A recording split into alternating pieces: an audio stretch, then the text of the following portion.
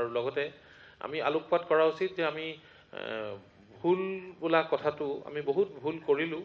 ভুল আলোচনা কৰাতকৈ সমালোচনা কৰাতকৈ আমি কিবা সংশোধনী আনিব পাৰোঁ নেকি? কাৰণ কিয় এতিয়া সময়ৰ বহুত আগবাঢ়ি গ'ল, গোটেই পৃথিৱীত এটা পৰিৱৰ্তনৰ জোৱাৰ উঠিছে, গতিকে সংশোধনী নিশ্চয় আহিব পাৰে। গতিকে নিশ্চয় এই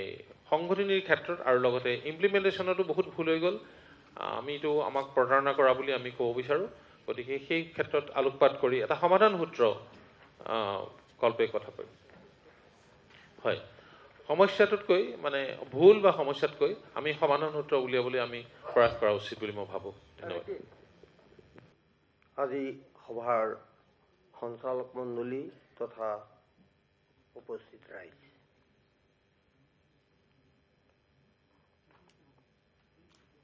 বহু কথা হৈ গ'ল। মহাবাহু ব্ৰহ্মপুত্ৰৰ বুকুৱেদি বহু পানী বৈ গ'ল। 29 বছৰো হৈ গ'ল এখন চুক্তি স্বাক্ষৰিত হোৱা। এইটো সঁচা কথা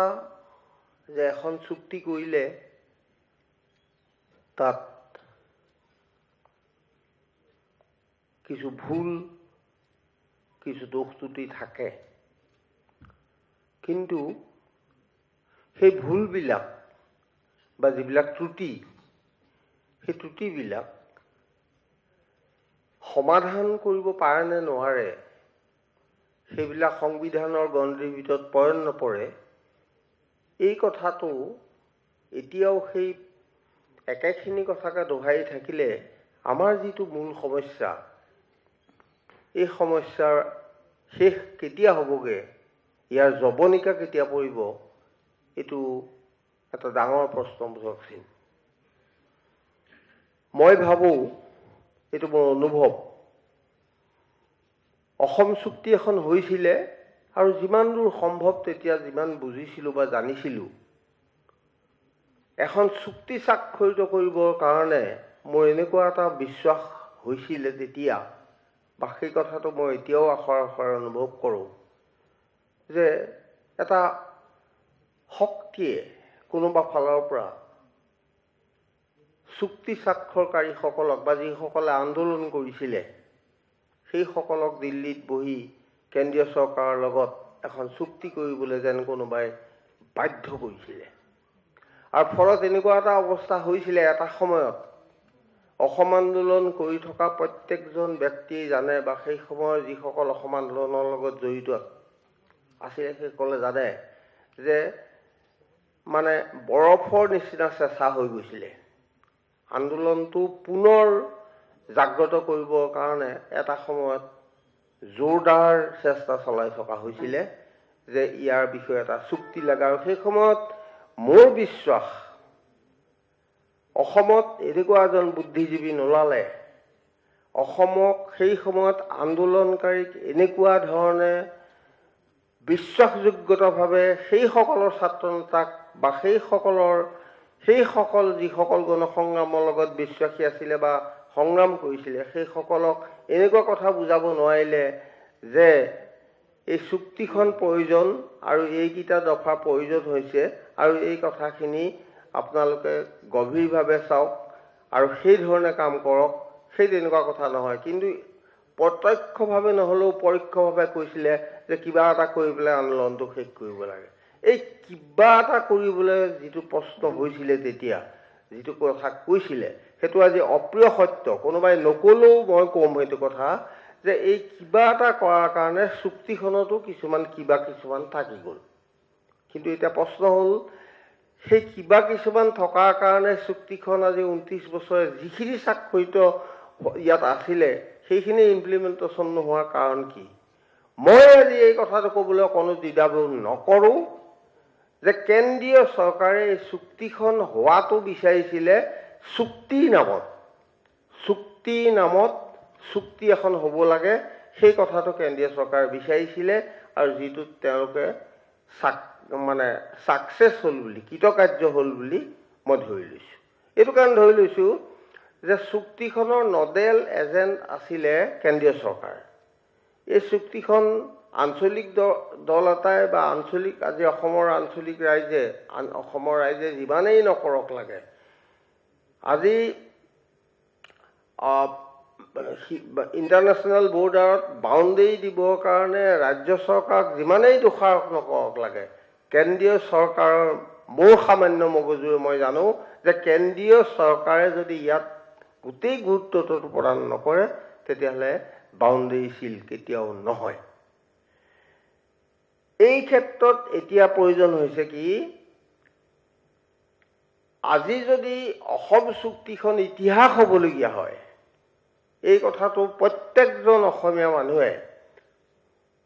প্ৰত্যেকজন জাতীয়তাবাদী বোধ থকা মানুহে এই কথাটো বিশ্বাস কৰি ল'ব লাগিব যে অসম চুক্তিখন যদি কেনেবাকৈ ইতিহাস হয় ভুল হওক শুদ্ধ যিখিনি কথা আছিলে এই কথাখিনি ইমপ্লিমেণ্টেশ্যন যদি নহয় আখৰে আখৰে আৰু অসম চুক্তিখন যদি কিবা কাৰণত ইতিহাস হয় অসমীয়া জাতিটো এটা সময়ত ইতিহাস হ'ব। এই কথাটো মই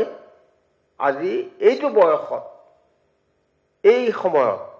মই ক'বলৈ বাধ্য হৈছোঁ। কিন্তু কথা হ'ল কি আজি আমাক যিসকলে পথ প্ৰদৰ্শক হিচাপে আছে যিসকলে এতিয়াও অসমৰ কৃষ্টি সংস্কৃতি জাতি আজি বৰ ভেটি হিচাপে তাত ধৰি আছে সেইসকলে এতিয়াও এই কথাটো জানিও নজনা ভাও ধৰি আছে। কিয় আজি দিল্লীয়ে এতিয়া শোষণ কৰা নাই দিল্লীয়ে আজি যোৱা 67 বছৰ অসমক শোষণ কৰি আছে। এই শোষণ কৰা কথাটো অন্ততঃ এই কথাটো আজি স্বীকাৰ কিয় নকৰে মানুহে এই কথাটো যেতিয়াই স্বীকাৰ কৰিবলৈ যায় তেতিয়াই ক'ব কোনোবা আমুক দলৰ কোনোবা তামুক দলৰ কোনোবা আমুক কোনোবা তামুক এই বিভিন্ন বিশেষণৰে সৈতে মানুহক সেই বিষয়টোৰ পৰা আঁতৰাই লৈ গুচি আহে। ইয়াৰ কাৰণে দায়ী কোন আজি জাতীয়তাবোধটো আনিবৰ কাৰণে আজিৰ প্ৰজন্মক আমি কি শিক্ষা দিছোঁ আমিতো এতিয়া একো শিক্ষা দিয়া নাই তেওঁলোকে নাজানে আজি 29 বছৰ আগতে স্বাক্ষৰ হোৱা আজিৰ প্ৰজন্মক যদি আমি এইটো শিক্ষা নিদিওঁ 29 বছৰ আগতে স্বাক্ষৰ হোৱা যিটো সময়ত স্বাক্ষৰ হৈছিলে চুক্তিখন আৰু তাৰপিছত এই চুক্তিখননো কি তেওঁলোকৰ নিশ্চয় 15 বছৰ বাদ দিয়ক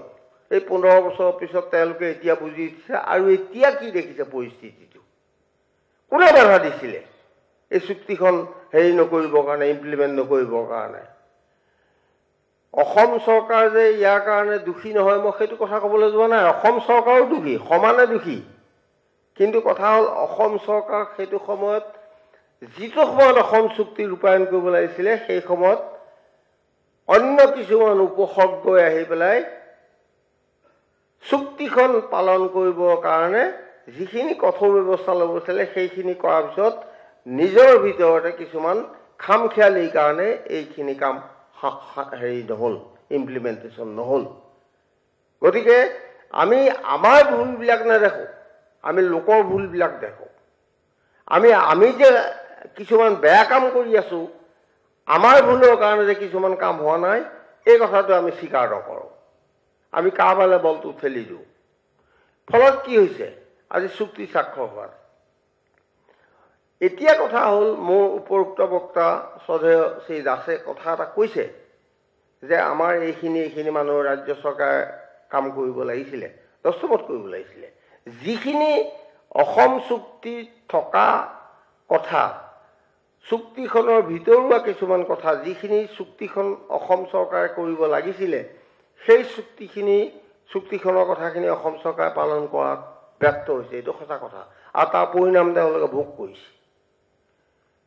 এই সংক্ৰান্তত মই বিভিন্ন সময়ত যদিও প্ৰবন্ধ লিখিছোঁ অসম চুক্তিক লৈ পেলাই বা অগপৰ ভৱিষ্যত ইত্যাদি কথা লৈ পেলাই কিন্তু পুনৰ যদি আপোনালোকে জুকিয়াই চাই যে গোটেই দোষবিলাক আমাৰ আমি অসম চুক্তিখন ইমপ্লিমেণ্ট নহওক অসম মৰিশালী হৈ থাকক অসমৰ মানুহক আমাৰ কোনো দৰকাৰ নাই অসমৰ সম্পদহে আমাৰ আচল দৰকাৰ এই কথাটো দিল্লীয়ে আজি নহয় বহুত বছৰৰ পৰা এই কথাটো কাম কৰি আহিছে আৰু সেই কথাটো প্ৰত্যেকেই জানে অসম চুক্তিত নাথাকিলেও উদ্যোগৰ ক্ষেত্ৰতে হওক বা অন্য ক্ষেত্ৰত হওক গেছ ক্ৰেকাৰটো অসম চুক্তিত নাছিলে কিন্তু অসম চুক্তিৰ এটা হেৰি এটা আছিলে তাত কি হৈছে গেছ ক্ৰেকাৰ গতিকে কেইটামান বস্তু আমি পাইছোঁ সেইকেইটা বস্তুৱে বিদেশী প্ৰব্ৰজনক বাধা দিয়াৰ ক্ষেত্ৰত কোনো কোৱা নাই আজি প্ৰথম কথাটোৱে হ'ব লাগিছিলে যে বিদেশী বহিষ্কৰণ চিনাক্তকৰণ এই কামখিনি কোনে কৰিব প্ৰথম কাম কৰিব লাগিছিল কেন্দ্ৰীয় চৰকাৰে যাৰ কথা ইয়াত আছে নডেল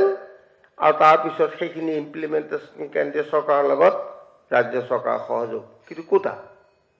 কিয় নহ'ল এই কথাবিলাক হেৰি নকৰি পেলাই এতিয়া কি লাগি আছে 51 লাগি আছে 61 লাগি আছে 71 লাগি আছে এইবিলাক কথা কৈ পেলাই আমুক সময়ত আমুক ভুল কৰিলে তামুক সময়ত তামুক ভুল কৰিলে এটা সময়ত যেতিয়া অসম আন্দোলন কৰিবলৈ সদৌ অসম ছাত্ৰ সন্থা আছিলে গণসংগ্ৰাম পৰিষদ আছিলে আজি 26টা সংগঠন আছে এটা সংগঠনৰ পৰা গৈ পেলাই দুটা সংগঠনৰ পৰা গৈ পেলাই 26টা সংগঠন হ'ল কিমানবাৰ চুক্তি কৰাৰ কথালৈ আলোচনা হ'ল দিল্লীত কেইবাবাৰো আলোচনা হ'ল আলোচনাটো হয় খুব ভাল আলোচনা হ'ল বুলি বিবৃতিও দিয়ে কোটা কি বিবৃতি দিলে কি ভাল হ'ল কি আশাব্যত দেখুৱালে আমাক কি কাম কৰিলে আমাক কেন্দ্ৰীয় চৰকাৰক এই কথাখিনি ক'বলৈ কিন্তু আজিলৈকে অসমৰ বুদ্ধিজীৱীসকলৰ বিশেষকৈ সেইসকলৰ সাহ হোৱা নাই যে কেন্দ্ৰীয় চৰকাৰেতো ভুল কৰিলে এই কথাটো কিন্তু নকয় ক'ব যে অসমৰ এইখিনি মানুহে ভুল কৰিলে এই কথাটো অপ্ৰিয় সত্য মই এইটো কথা কোৱা নাই যে অসম চৰকাৰ দোষী নহয় বা অসমৰ এইখিনি মানুহে ভুল কৰা নাই ভুল কৰিছে কিন্তু ভুলৰ সংশোধন কৰিবৰ কাৰণে যিখিনি ভুল আগবঢ়াই দিয়ে সেইখিনি কাম এতিয়া এইবিলাক কথা কৈ লাভ নাই অসম চুক্তিৰ যিকেইটা দফা আছে বিদেশী চিনাক্তকৰণ বিদেশী বহিষ্কৰণ এইবিলাক যিবিলাক কাম এতিয়া কৰিব লাগে আজি যিখন চৰকাৰৰ ওপৰত আমি সম্পূৰ্ণভাৱে একেবাৰে দেহা মন প্ৰাণ এৰি দিছোঁ কেন্দ্ৰীয় চৰকাৰৰ ওপৰত আজি যেন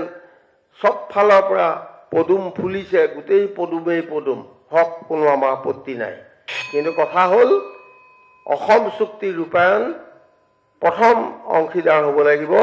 প্ৰথমে কাম কৰিব লাগিব কেন্দ্ৰীয় চৰকাৰে আৰু কেন্দ্ৰীয় চৰকাৰৰ লগত সহায় সহযোগ কৰিব ৰাজ্য চৰকাৰে এই কথাটোৰ কাৰণে জাতীয়তাবাদী প্ৰেমী যিসকল অসমত আছে সেইসকলে আগবাঢ়ি আহক বুদ্ধিজীৱীসকল আগবাঢ়ি আহক আৰু বুদ্ধিজীৱীসকলে পৰামৰ্শ দিয়ক যে কেন্দ্ৰীয় চৰকাৰে অসম চুক্তি ৰূপায়ণ কৰি